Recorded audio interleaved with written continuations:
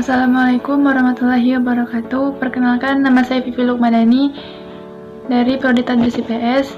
Di sini saya dari kelompok 9 akan mempresentasikan hasil dari kerja kelompok kami yang berjudul Dinasti Fatimiyah di Mesir.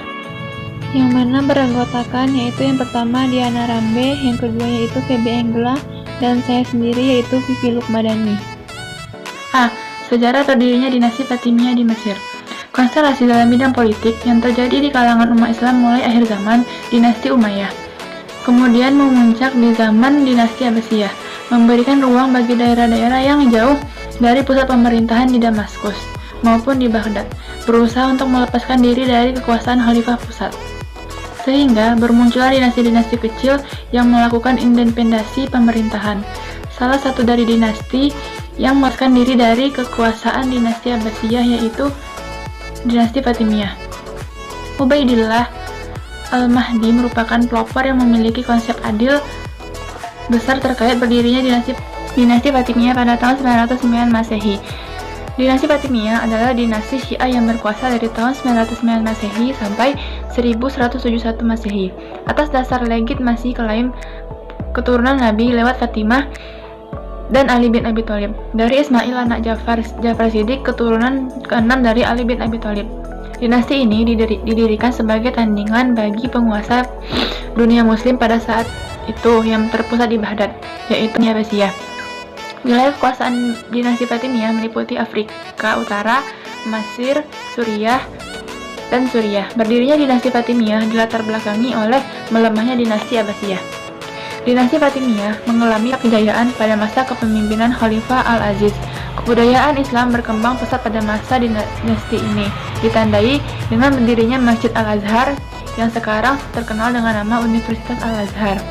Masjid ini berfungsi sebagai pusat pengkajian ilmu dan ilmu pengetahuan.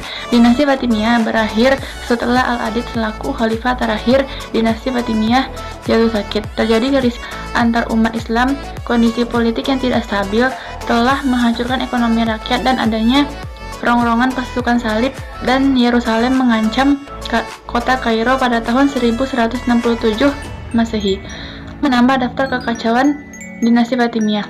Meskipun kekacauan tersebut dapat diatasi oleh Salahuddin Al-Ayyubi pada tahun 1171 Masehi dengan menaklukkan atau menurunkan khalifah terakhir dinasti Fatimiyah, kemudian mendirikan dinasti Ayyubiyah. Kita masuk ke dalam poin B, yaitu lembaga pendidikan Islam pada masa dinasti Fatimiyah di Mesir. Satu itu masjid dan istana. Pada masa dinasti ini, khalifah selaku pemimpin mengumpulkan para penulis di istana untuk menyalin buku-buku seperti Al-Quran, fikih, sastra, hingga ilmu kedokteran. Ia juga memberikan penghargaan khusus bagi para ilmuwan dan menugaskan mereka menjadi imam di masjid istana. Tinggi perhatian pemerintah terhadap ilmu pengetahuan sehingga kebutuhan penyalinan naskah tersebut pun tersedia semisal tinta dan kertas. Selain itu juga, masjid juga menjadi tempat berkumpul ulama fikih, khususnya ulama yang menganut mazhab Ismailiyah, termasuk juga wazir dan hakim. Mereka digunakan oleh khalifah untuk membuat buku tentang mazhab Syiah Ismailiyah. Selain masjid dan istana, pada masa dinasti Fatimiyah, perpustakaan juga memiliki peran sebagai lembaga pengembangan pendidikan dalam hal penyebaran akidah Syiah di kalangan masyarakat. Untuk itu, para khalifah dan wazir memperbanyak pengadaan berbagai buku dan ilmu pengetahuan, sehingga perpustakaan istana menjadi perpustakaan yang terbesar pada masa itu. Perpustakaan yang terbesar yang dimiliki dinasti Fatimiyah dinamakan Darul Ulum, yang masih memiliki keterkaitan dengan perpustakaan Baitul Hikmah. Perpustakaan ini didirikan oleh Khalifah Fatimiyah Al-Aziz pada tahun 975 sampai 996 Masehi. Konon berisi kurang dari 100.000 volume, bahkan jadi sebanyak 600.000 jilid buku. 3. Darul Al-Ilmu. Di dalam perkembangan berikutnya, pemerintahan dinasti Fatimiyah tepatnya pada bulan Jumadil Akhir sekitar tahun 1005 Masehi atas dasar usulan Perdana Menteri Ya'qub bin Khalis, Khalifah Al-Hakim mendirikan lembaga pendidikan dengan sebutan Jami'ah Ilmiah Akademi, lembaga riset, seperti akademi-akademi lain yang ada di Baghdad maupun belahan dunia lain. Lembaga ini kemudian diberi nama Darul Al-Hikmah. Di lembaga inilah berkumpul para ahli fikih, astronomi, dokter, dan ahli nahwu dan bahasa untuk mengadakan penelitian ilmiah. Para cendekiawan tersebut belajar Al-Quran, astronomi, tata bahasa, leksikografi, dan ilmu kedokteran, dan lain sebagainya. Sehingga pada tahun 403 Hijriah, Khalifah Al-Hakim mulai mengadakan majelis pertemuan rutin yang dihadiri oleh para ahli kesehatan, mantik, kedokteran, dan bersama-sama untuk mengkaji berbagai masalah. Perkembangan ilmu pengetahuan pada dinasti Fatimiyah di Mesir. 1. Bahasa dan sastra. Di antara ulama yang terkenal tentang bahasa dan sastra adalah Abu Thohir dan Anawi, Abu Yakub Yusuf bin Yakub, Abu Hasan Ali bin Ibrahim yang telah mengarang beberapa buku sastra. 2. Kedokteran. Dinasti Fatimiyah sangat memberikan perhatian yang sangat besar pada ilmu kedokteran. Dinasti ini menempatkan posisi dokter di tempat yang tertinggi dengan memberikan upah dan kedudukan yang terhormat. Lazimnya para dokter ini pula menguasai ilmu filsafat serta bahasa yang asing, khususnya bahasa Yunani. Tokoh kedokteran yang sangat dikenal pada dinasti Fatimiyah seperti Abu Abdullah Muhammad bin Ahmad bin Said An-Namimi yang bertempat tinggal di Baitul Maqdis. Ia banyak menimba ilmu negara lain sehingga memberikan kemampuan untuk meracik obat sendiri. 3. Syair. Syair termasuk bidang pengetahuan yang cukup berkembang pada masa dinasti Fatimiyah.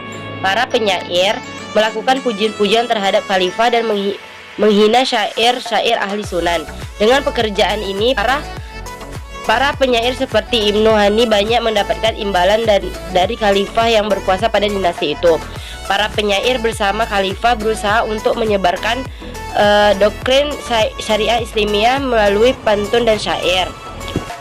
4. Filsafat. Filsafat merupakan bidang pengetahuan yang berkembang pada dinasti Fatimiyah. Tokoh filsafat yang terkenal pada masa dinasti ini disebut dengan Iqbal al-Safa. Tokoh lainnya yang juga berkembang dalam bidang filsafat antaranya Abu Hatim al-Razi, Abu Hanifah an-Numan al-Maghribi, dan Ja'far bin Mansur al-Yaman. Para tokoh tersebut banyak melahirkan pemikiran dalam bentuk pemikiran filsafat seperti kitab Al-Buyu, Alkitab karya Abu Hanifah an-Numan al-Maghribi, atau kitab Ta'wil al-Zakat dan kitab Jafru al-Aswad karya Ja'far bin Mansur al-Yaman. D. Kedudukan Al-Azhar dalam perkembangan pendidikan Islam pada dinasti Fatimiyah di Mesir. 1. Sistem pengajaran Al-Azhar. Di dalam proses pengajaran, sistem yang digunakan Al-Azhar dibagi menjadi 4 kelas, meliputi pertama kelas umumnya diperuntukkan bagi orang yang datang ke Al-Azhar untuk mempelajari Al-Quran dan penafsirannya. Yang kedua, para mahasiswa Universitas Al-Azhar kuliah dengan para dosen yang ditandai dengan mengajukan pertanyaan dan mengkaji jawabannya. Yang ketiga, kelas Darul Ihkam. Kuliah formal ini diberikan oleh para mubalik seminggu sekali pada hari Senin yang dibuka untuk umum, dan pada hari Kamis dibuka khusus untuk mahasiswa pilihan. Yang ketiga, keempat, kelas non formal yakni kelas untuk pelajar wanita. Yang kedua, kurikulum pengajaran Al-Azhar. Pada mulanya pengajaran Al-Azhar, pengajaran di Universitas Al-Azhar sama dengan pelaksanaan pengajaran di institusi pendidikan lainnya, yaitu metode berhalaqah atau melingkari. Seorang pelajar bebas memilih guru dan pindah sesuai kemampuan. Di samping itu, metode lain yang sangat dikembangkan dalam proses pembelajaran antara siswa yaitu metode diskusi.